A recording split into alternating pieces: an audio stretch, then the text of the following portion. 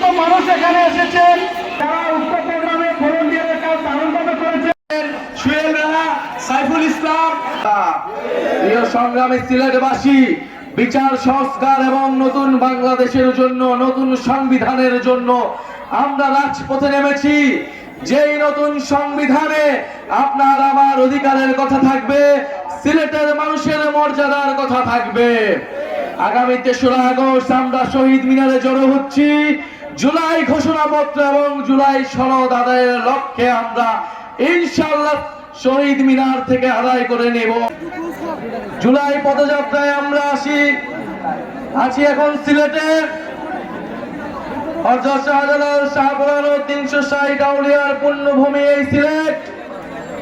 এই সিলেট থেকেই ইসলামের সম্প্রীতি এবং ইনসাফের বাণী সারা বাংলাদেশে প্রচারিত হয়েছিল।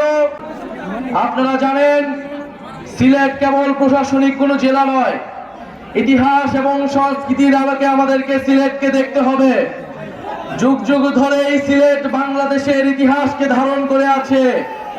ব্রিটিশ বিরোধী আন্দোলন থেকে স্বাধীনতা সংগ্রাম এবং আমাদের জুলাই গণঅভ্যুত্থান, সিলেট লড়াই করেছে বুক চিতিয়ে বাংলাদেশের স্বাধীনতার পক্ষে। আজকে লন্ডনের রাস্তায়, টাওয়ার হ্যামলেটসের মসজিদে, স্কুলে, রেস্টুরেন্টে আমার সিলেটি প্রবাসীর ভাইয়ের ঘামে বাংলাদেশের অর্থনীতির চাকা ঘুরে।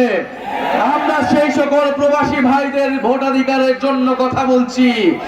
আমরা বিশ্বাস করি, আমরা চাই সিলেট সহ বাংলাদেশের সকল প্রবাসীরা বাংলাদেশের নীতি নির্ধারণের অংশ হবে। প্রিয় সংগ্রামী বন্ধুগণ, তেল, গ্যাস, খনিজ এবং পাথর সম্পদের এক অভয়ারণ্য হচ্ছে এই সিলেট। এই সিলেটকে আধুনিক শিল্পোন্নত শহর হিসেবে গড়ে তুলতে হবে।